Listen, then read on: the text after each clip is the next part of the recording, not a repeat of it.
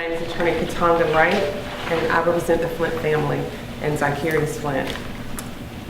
Before we knew about Michael Brown or Eric Garner, Zikarious Flint was fatally shot by Officer Ben Scott on the campus of Columbus State University 1 year ago today. Since then, the Flint family has been troubled and grief-stricken as they try to piece together why it was necessary to shoot their son twice in the back while running away from police that day.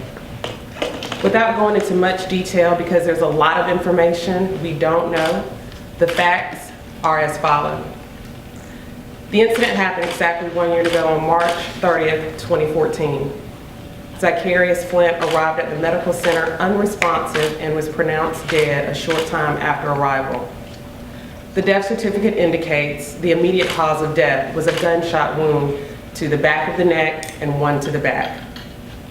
The GBI turned over their investigative file to the DA's office August of 2014.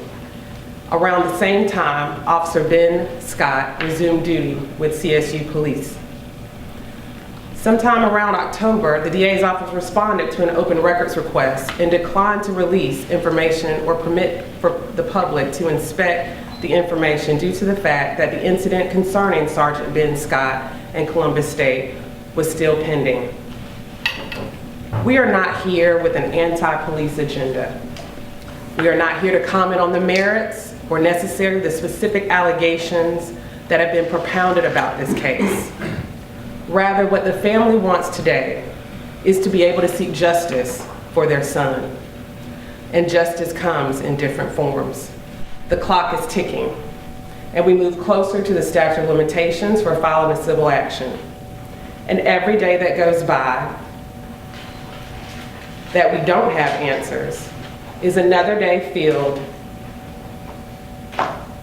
with wonder and despair. Therefore, we are hoping that our DA will put a rush on this matter and be swift and deliberate about bringing this portion of the case to a close and release the files to the family. On behalf of the Flint family who sit behind me, they thank you. They have been afflicted with pain of losing a son, brother, grandson, and beloved friend. But the support of many of you has helped them get through this. At this time, we will take questions from the press. You mentioned that you wanted the release, you want the DA to release the information to you so you can make an informed decision as to whether or not you would file suit. What in that information that you're seeking in order to determine whether or not you should file suit or not? Well, you know, there are a lot of witness statements in the file. We have not been able to locate a lot of the witnesses, but we know that they were spoken to by the GBI shortly after this.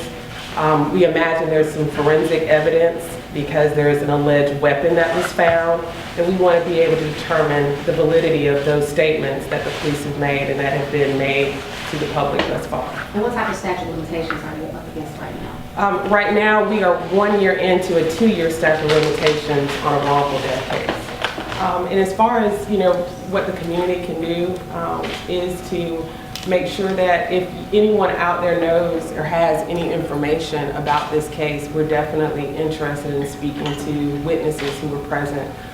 We know that there are students on campus that day, and we have not been able to determine names of individuals that may have been witnesses. But, you know, as far as Julia and her decision and what her team is going to do with this case, we're just hoping that she will do the right thing and move pretty quickly on this one so that we don't have a repeat of the Tony Cart case. Can you just tell us a little bit about, I know I don't want to rehash everything, but just about Zikarious Flint, you know, maybe, you know, how old he'd be this year and just some personal things about him? At the time of this incident, he was 20 years old. He was in the process of moving away from Columbus. He was going to welding school. Shortly after this incident happened, that's what his plans were. At the time, he was working at local restaurants. I think the last restaurant he worked at was Hooters. And he was just looking forward to the future. He had just gotten his GED. He's never been in any real trouble. And we're just kind of concerned because his family has never seen him with a weapon.